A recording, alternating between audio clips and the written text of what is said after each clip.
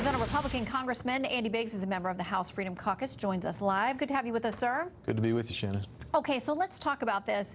The Deputy Attorney General has already addressed whether or not he thinks that he's in any danger of contempt. Here's what he said at a hearing last month. I'm working with a really superb team, some of the best lawyers in the country, Republicans, Democrats, career, political appointees. We are not in contempt of this Congress, and we are not going to be in contempt of this Congress. He is not worried. This is something that leadership, it doesn't sound like they're signing on to. So what's the goal here? Well, I mean, the reality is he's not worried because we've done nothing. I mean, he's extended every deadline. He's slow-walked things. We've got documents we requested a year ago. We've received documents that are so heavily redacted that to make them unintelligible. And so why would he think he's in contempt? Because we're the ones that have been held in contempt by him. And so I think at some point you have to protect the institution. You have to say Congress has got an oversight responsibility, and maybe we ought to exercise that. So one of the things we could do is we could actually hold him in contempt, or we could actually move on and say maybe you should be impeached, maybe you shouldn't be in office any further. Well, there's going to be a meeting tomorrow. My understanding, 6 GOP lawmakers will go over and meet with folks from the DOJ. There's going to be a discussion about turning over more documents and things. Do you think there'll be progress there? Because the Speaker has indicated he seems to think that there are things that are coming along.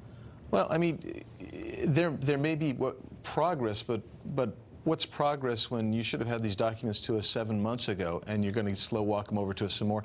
What does it mean? We still haven't seen the scope letter when it's in an unredacted form. So there's so much information that's been withheld, and almost every time we have a hearing, I happen to be at the hearing that Rosenstein said, you know, oh, I'm in good shape here. Every time we have a hearing, it's like we find out something more, and it's like, where did that come from? How come we're just finding out now?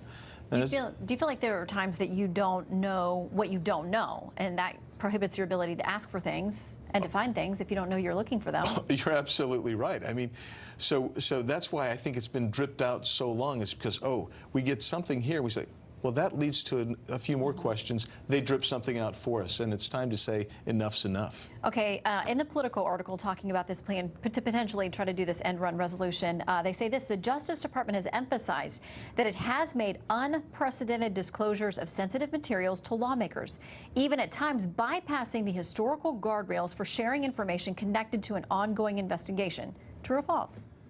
Well, I'm not sure if it's true or false, but I know it's something that they're spinning to say, well, see, we've been just perfectly compliant. Well, then where are the rest of the documents? If you're going to go over the guardrails that you say you are, why not give us all the documents then? Why not let us see them?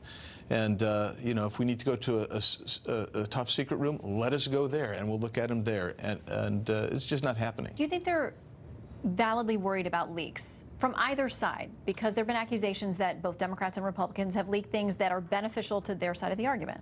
I think in Washington, D.C., everyone should always be concerned about leaks. I mean, that's something you have to live with. All day, every day. Yeah, but I mean, look, we find that there's additional witnesses from time to time that we need to talk to, and it's all because it's been dripped out, and they haven't provided us with the information necessary for us to conduct our oversight investigation. That's a real problem. Well, I know Republicans, a number of them are worried that Democrats will retake the House in the fall, and all of this comes to a screeching halt, and you won't be able to get much more information, if any, beyond that point. We will see how this meeting goes tomorrow. All right. Congressman, thanks for coming in. Thanks, Shannon.